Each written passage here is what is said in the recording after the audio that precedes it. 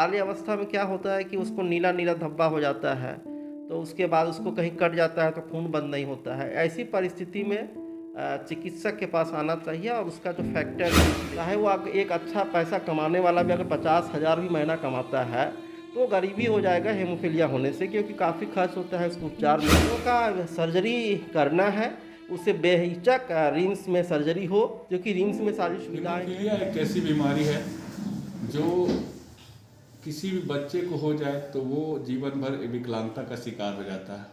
हमारे साथ haemophilia society के सेक्रेटरी संतोष जायसवाल जी हैं। आइए उनसे जानते हैं कि हीमोफीलिया क्या है और कैसे इसका इलाज है, रिम्स में क्या व्यवस्था और झारखंड में इसकी क्या व्यवस्था है। संतोष जी, कोयलांचल समाज में आपका स्वागत है। आप बताइए कि क्या कुछ व्यवस्था है हीमोफीलिया का और कितने मरीज हैं झारखंड में, थोड़ा सा इसके बारे में एक्सप्लेन कर दीजिए। देखिए, हेमोफीलिया एक रक्त संबंधी बीमारी है जिससे आप लोग अच्छी तरह से परिचित हैं। इसमें क्या है, यह रक्त संबंधी बीमारी इसलिए है क्योंकि इसमें रक्त स्त्राव की समस्याएं होती हैं। रक्त स्त्राव की क्या समस्या होती है कि हमारे शरीर में जो क्लॉटिंग फैक्टर है उसमें हेमोफीलिया के पेशेंट्स फैक्टर 8 और फैक्टर 9 की कमी होती है, और कुछ लोगों को अदर फैक्टर की भी कमी होती है, जैसे वान विली ब्रांड फैक्टर्स की कमी भी होती है, जिसे रक्त संबंधी डिजीज में रखा गया है। मैक्सिमम लोग हमारे यहाँ जो है फैक्टर 8 और फैक्टर 9 से ग्रसित हैं, जिन्हें क्या होता है कि बाल्य अवस्था में, हमने एक चित्र यहाँ पर प्रदर्शित किया है जिसमें सारा चीज़ हमने एक चित्र के माध्यम से दिखाने का प्रयास किया है। तो बाल्य अवस्था में क्या होता है कि उसको नीला नीला धब्बा हो जाता है, तो उसके बाद उसको कहीं कट जाता है तो खून बंद नहीं होता है। ऐसी परिस्थिति में चिकित्सक के पास आना चाहिए और उसका जो फैक्टर लेवल है, फैक्टर है कि नहीं है, या जो सामान्य जो जांच है पीटीए पीटीटी करवा के देख लेना चाहिए। यह तो हेमोफीलिया के बारे में है। रही बात झारखंड में, झारखंड की जनसंख्या लगभग 3.5 करोड़ है।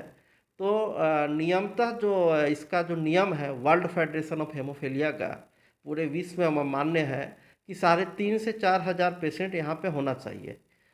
दो सिद्धांत काम कर रहा है। जैसे भारत के संदर्भ में है कि 10,000 व्यक्ति पे एक व्यक्ति हेमोफीलिया से ग्रसित होता है, वही विश्व का अध्ययन में बोलता है कि 5,000 की संख्या में एक व्यक्ति हेमोफीलिया होता है।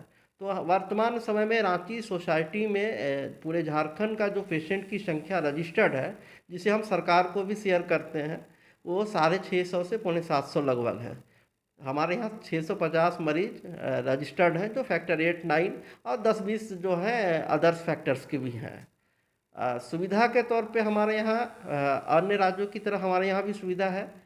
भारत सरकार के सौजन्य से एनएचएम के माध्यम से फैक्टर 8, फैक्टर 9 या अदर्स फैक्टर की यहाँ उपलब्धता होती है।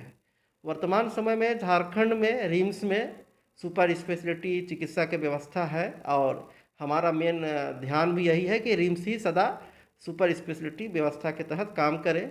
यहाँ वर्तमान समय में रिकमेंडेड फैक्टर 8 और प्लाज्मा ड्राइव फैक्टर 9 मिल रहा है।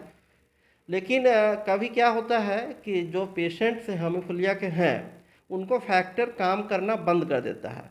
वैसी परिस्थिति में सरकार के द्वारा जो गाइडलाइन है वर्ल्ड फेडरेशन का और WHO का, उसके लिए एक बाईपास फैक्टर आता है 7 और 5R।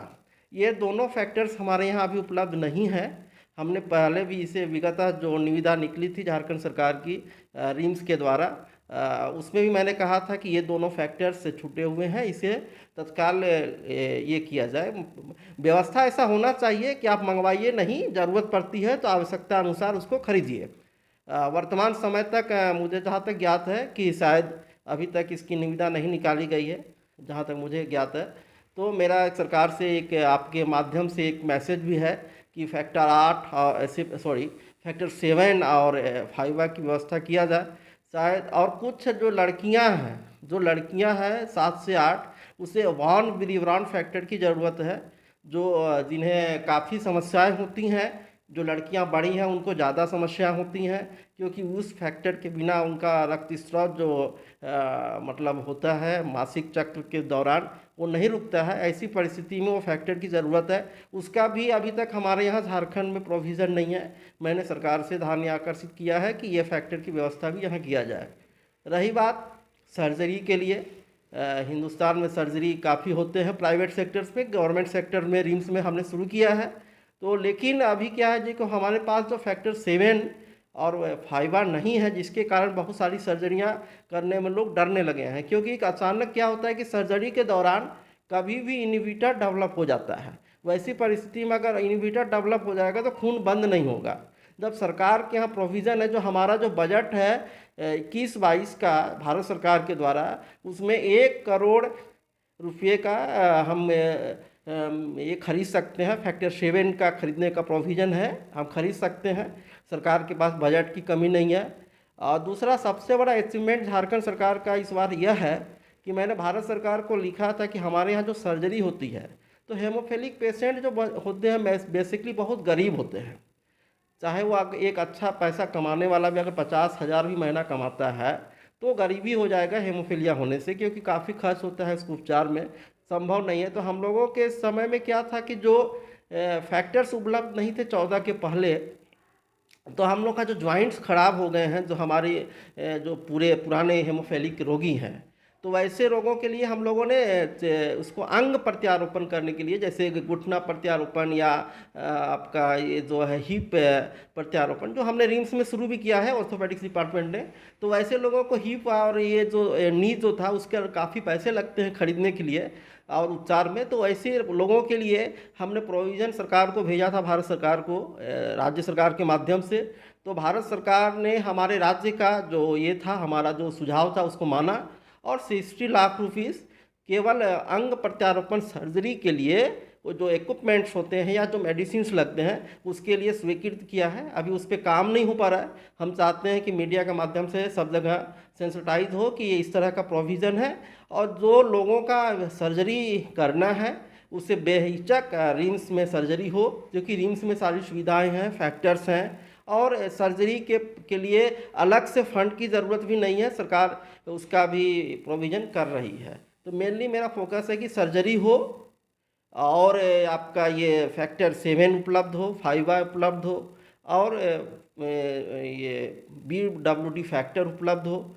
और साथ ही हमारे यहाँ सबसे बड़ा अभी कमी क्या है, ईस्टर्न इंडिया का, रिम्स के नहीं, ईस्टर्न इंडिया का भी ये समस्या है कि कोगुलेशन लेबोरेटरी की कमी है।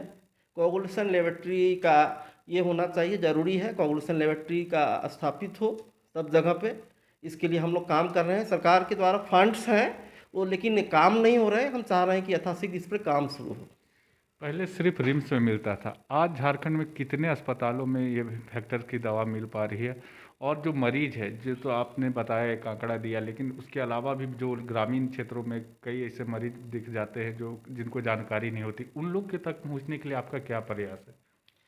अभी इसके लिए संदर्भ में क्या है कि जैसे जिला जो अस्पताल है, जिला अस्पताल में हम पहुँचे हैं, तो अभी राज्य के 10 जिला अस्पताल में हेमोफीलिया उपचार की व्यवस्था, जो राज्य का जो 10 जिला है वहाँ पे हो चुका है, जहाँ पे हेमोफीलिया के साथ साथ थैलेसीमिया और सिकल सेल एनीमिया का भी उपचार किया जा रहा है।